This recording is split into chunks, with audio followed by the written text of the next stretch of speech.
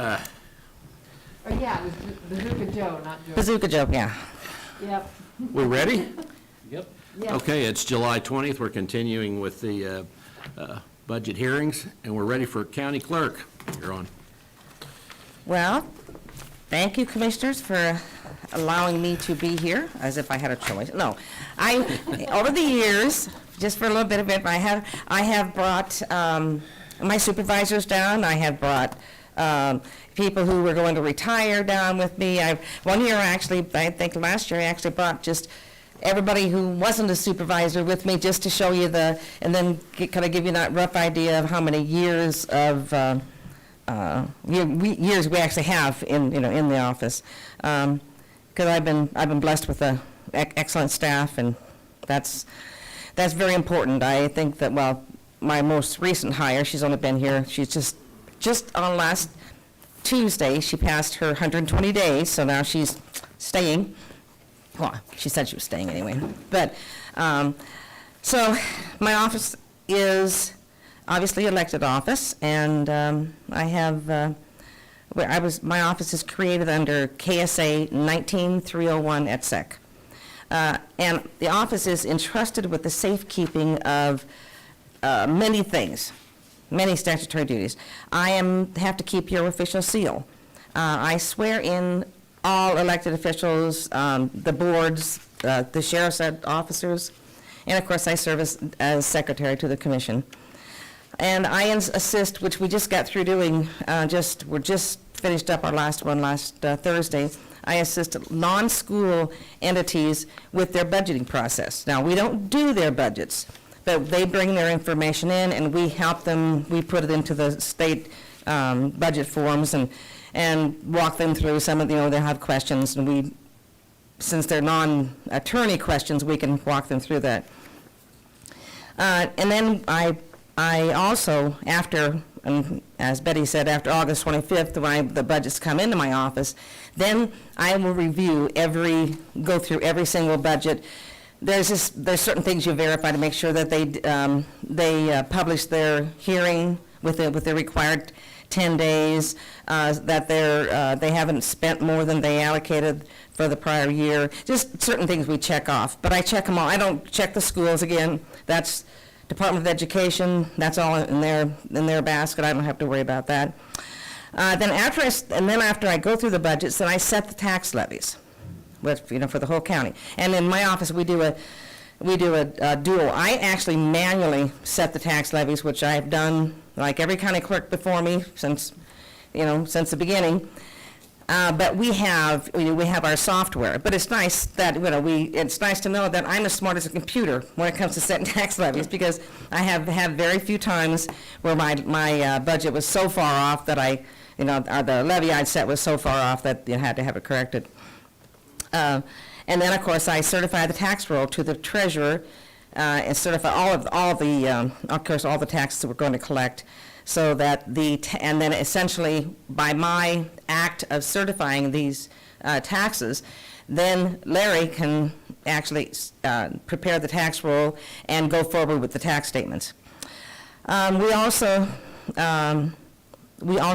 receive the applications and review them for all the economic developments that happen in the county. And of course, we work with then they go through the Jim Crowell's office, and sets up the committee, the review committee. We come to the commission with our recommendations and go forward from there. With industrial revenue bonds, however, we work through our bond counsel, and he works, it's obviously a different process, but there's still an application and other things, and that also goes through my office. And we, of course, then we also administer all the payment of all the bills, since we have, since Shawnee County has centralized accounting. That works out quite well, because as we found out as we were talking to our Sparks committee meetings, they talk about does each department pay their own bills, individually, and they process it, and I can hear Betty or her staff going, no, because you want to. I mean, obviously, we have several layers of auditing in that process. They come to my office, and my staff actually enters the invoices, and then they go up to Betty's office before they're, before you actually see the final voucher payments. So it's a good way for us to keep an eye on our expenditures, and the departments, we really have great, you know that, we have great departments. They don't try, but there's things that slip through on them once in a while, and we can catch it. And I also am the Freedom of Information Officer, thereby allowing me to be sued as the Freedom of Information Officer. Well, you know about that. And also, we have, as under the, of course, that's the CORA Act, and the Kansas Open Records Act, and most of them come to my office. Now, we don't, not everything. The elections office, many of the offices get their own. Elected officials will a lot of times just handle them themselves. Sometimes they notify me, sometimes they don't. Most departments will at least send it to me if the open records request comes directed to them. So they'll send it to me and just say, hey, we got this, and then so we keep a record of it in our office. But in 2019, just the open records requests that came through my office alone, there were 113. And so far this year, we have responded to 56, which is about normal. So we run between 100 and 120 open records requests every year. And since since I am an elected official, and most of my duties are statutory, so there's not a lot of leeway in what I can do or what I can't do. My office consists of 3 divisions: administrative, accounts payable, and the tax administration and economic development. I have 11 employees, 6 of whom are union and 5 who are classified. And of course, with technology, all of us are great. We love our IT department. We love the possibility for us to make, do things better, not, faster, not necessarily, and retrieve the information. And it's especially important when we do research, whether the research comes from a request from the 3 of you, whether it comes from Betty, whether it comes from a taxpayer, a school district, we have that. Somebody called today and wants the budgets for a township they ask, well, how long do you have to keep them? Well, forever. So the fact that we can, we scan these in, and we have just small portable scanners. Last year, I purchased these for not every single desk in my office has them, but the ones who do a lot of the main work, they have them, and it's just, you can just put it in there and scan your information immediately, whether you're, I don't know if you weren't in here when this morning Kurt Niehaus made a comment to Chris. He said, I wanted to know, he said, did you have that contract I asked for laying on your desk? Because he said, I emailed you, asked you for the contract, and he said, I had it within 3 minutes. And, well, no, they scanned in. She could go in, she could just type into the system the contract she wanted, pull it up, and send it off to him. It's a great, I said, technology is wonderful. Now, we also work with cross-training in my office. Now, I have my real estate division they're kind of like the face of the office. They are the ones who greet people when they come in. They're the ones who answer the phone. But the accounts payable they will help when they can, but I kind of keep them off because they have to work so closely with audit, and they have to they have kind of their own little area of expertise. But administrative and real estate, we do a lot of cross-training because there's just so many, you just have an opportunity. Someone might call in and ask about something that has to do with a budget or has to do with economic development, and they can, I need to have all of those people up front, of the 4 people that are at the front of the office, essentially, to be able to answer them, or at least give them a logical response. But I want you to know, that all sounds kind of boring, but not all the stuff that the county clerk has to do is that boring. We can be really creative, and the statutes allowed us to be creative. Now, if you want to sell beer from your bar, you contact the county clerk. If you want a permit to move a house, you come to my office. If you live in the subdivision in the unincorporated area of the county, and you want to find a way to stop the dogs from running around the subdivision, come to my office. If you want to sell items door to door in the unincorporated area of the county, come to my office. If you want to open a pawn shop, come to my office. If you want to open a massage parlor, come to my office. And if you're interested in looking at the brands that Shawnee County registered between 1869 and 1935, we have those as well. And Commissioner Rippon actually came in and looked, did you know? One day he came in, it's a big book, and it's very, very, we have some very interesting old information in my office, historic.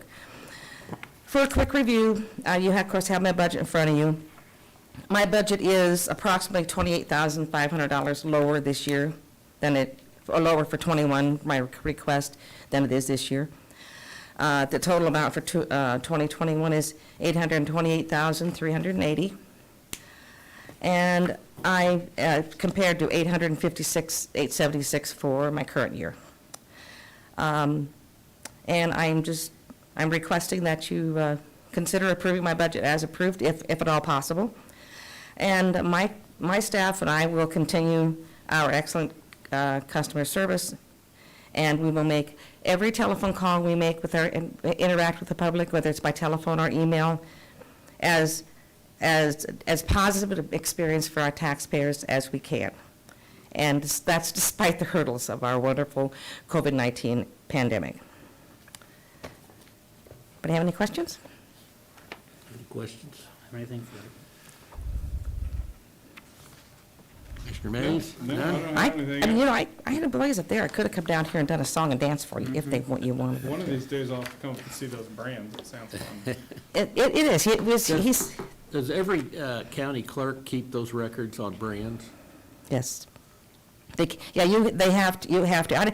I don't know, I think they went to the Historical Society after the after 1935. I think they then had to be historical. I think they went to the state and then to the Historical Society. But it's the same thing with death certificates and birth certificates and such like that. We get a lot of questions from, with people doing their genealogy.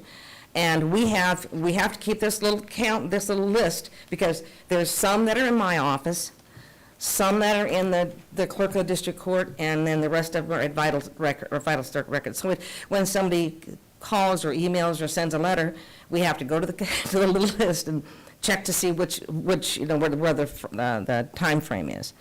But yeah, there's we just have a lot, and we have all these old records upstairs. We have, it's easy for us to take our current, and when I say current, I'm talking probably the 40s to current, 1940s. Those are what I would call current minutes and current files. Those are easy to scan in and stuff. But when you're talking, the 1800s to the 1920s, somewhere in there, we don't have, we got these gigantic books, and I will more than likely, I think I've had talked to Becky a couple times about how to archive those, and then we will take the actual books over to the Historical Society, and they can have them, and we will still have our documents. But we use them. We still use them for research. You would really be surprised how far back the information goes, because they don't just, we didn't just, everybody here didn't just think of things right away. This is stuff that's been going on for years and, decades and more and more and more. So, but we have a lot of information. You just come up and kind of venture through that vault that we have up there. There's a lot of fun information in there. So, one of the things we hear from agencies that are in the courthouse, how are you guys doing on space? Do you have a need for more or less? No, I think we are just about right. We used to have the room that the DA's in. That used to be when I had payroll. That was our payroll room. But we can safely, social distance, which is nice, so we don't have to worry a lot about that. We don't have, I would not say that we have any excessive amount, because every area is divided up in the three divisions that we have. And even though, like, in the administrative area, we have Chris and Stephanie are there, and then there's another office set up way at the front of the office. Well, that's where our scanning takes place. So you can't, because our scanner for that is a big flatbed scanner that we have to use for scanning in your meeting, your agendas and stuff. And that's very important. Some of them are different sizes. We can't just have a little desktop. So that has to be, but yeah, we use every space. When we, of course, when the closure of the courthouse came down, and we were doing, some of the departments were scanning their invoices and sending them over, and some were still bringing paper invoices over. I pulled all the stuff out to the front when you first come in the office, and they have the desks and such in there, or the counter. It's all up there. So people, we just the whole discouraging people anyone to come behind the counter, and that's a good place. And yeah, space is not an issue for us, but any less space, and it could be a problem. Thank you. It wouldn't be big enough for commission meetings. Just saying. All right. Well, any other questions, comments? Not from me. Oh, and I did want to tell you, just for your information, the question that was posed at today's meeting about that we shouldn't be self-insuring for this Great Overland Station, we don't self-insure for our buildings. We have property insurance. So, just if the question comes up, we do. Okay. And a matter of fact, that's what my staff is doing, John's doing right now, is as soon as I got upstairs and processed the paperwork, we're in the getting that stuff covered, getting it added to our list of $300+ million worth of property that we have, and then any personal property inside, so you don't have to worry. That's, liability, obviously, somebody falls and breaks an arm or something, we self-insure for that, but, you don't let people, I wasn't going to say anything, but I thought I'd let you know that is, we do insure for that. Well, thank you very much. Sure. Thank you. Thank you. You got time for, you don't have anywhere at this afternoon, do you? Oh, yeah. Yeah, we do.